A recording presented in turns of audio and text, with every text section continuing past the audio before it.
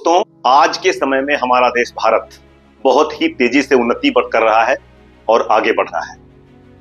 हमने विश्व में तकरीबन आज की स्थिति में अपने आप को विश्व गुरु के रूप में स्थापित कर लिया है और उसकी एक बड़ी वजह है हमारी एक महान संस्कृति और एक महान सभ्यता रही है। रामायण, महाभारत, पुराण, वेद, उपनिषद, ये हमारे ऋषियों ने और पूर्वजों ने जो हमारे लिए लिखा है और छोड़कर गए हैं, वो हमारे लिए जीवन में गाइडिंग प्रिंसिपल के तौर पे काम करते हैं। मतलब यदि हमसे कोई गलती हो जाए, यदि हम कोई यू टर्न लेकर कोई कोर्स करेक्शन करना चाहें, हम कुछ रीचेक करना चाहें कि कहां गलत जा रहे हैं, तो इन पुराणों और उपनिषदों को हम जाके रेफर कर सकते हैं।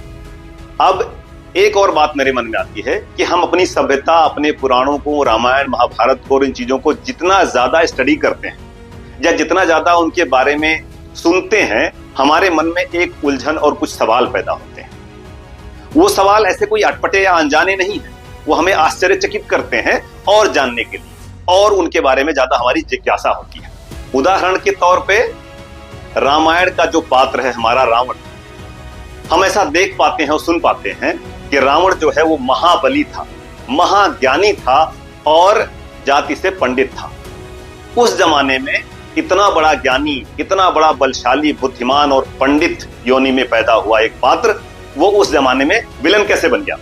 जिसके अंदर हीरो बनने की सारी खूबियां थी, वो विलन कैसे बन गया? दूसरा, भगवान राम के बारे में हम देखते हैं कि वो भगवान थे तो उनको इंसान के रूप में जन्म लेकर धरती पे क्यों आना पड़ा?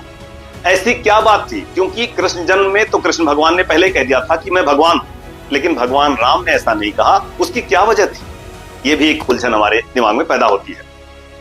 अगली बात जो मुझे याद आ रही है कि महाबली पवन पुत्र हनुमान, कहा जाता है कि उनका जन्म जो है वो अयोध्या में हुआ था, लेकिन इतने सालों बाद वो किष्किंधा पर्वत पर जब भगवान राम सीता मैया को ढूंढ रहे थे तो उनको मिले। इतने दिनों तक, इतने सालों तक उनकी क्या जर्नी रही, वो कहां? भगवान श्री कृष्ण ने शुरुआत में ही बता दिया था कि मैं भगवान, और गीता का ज्ञान देते हुए उन्होंने अर्जुन से कहा था कि मैं ही आरंभ हूं और मैं ही अंत हूं।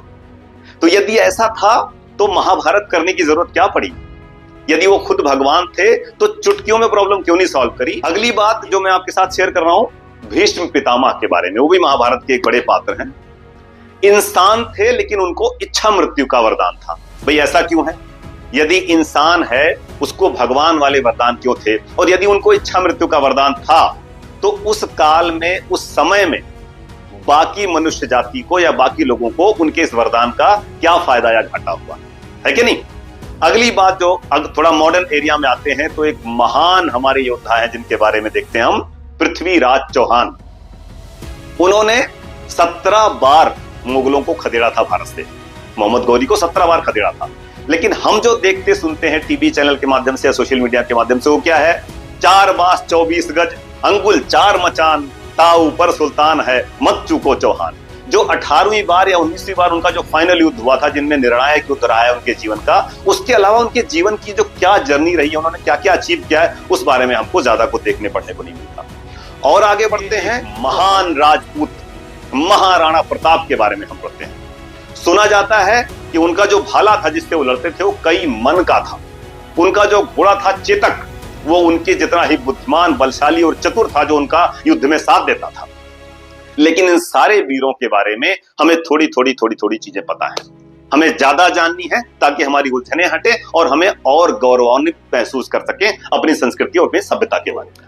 नमस्कार दोस्तों, मेरा नाम रघु तिवारी है और इन सारे सवालों के जवाब और इन सारी उलझनों को मैं रिसर्च के थ्रू और अपनी जानकारी जुटाने के बाद आप सबके सामने एक इंटरेस्टिंग तरीके से प्रस्तुत करना चाहता हूं, ताकि इसका फायदा आपको, समाज को और आपके परिवार को मिले। आप मेरे चैनल को सब्सक्राइब कर लीजिए। मेरे चैनल का नाम है @सादर प्रणाम, SADARPRANAM।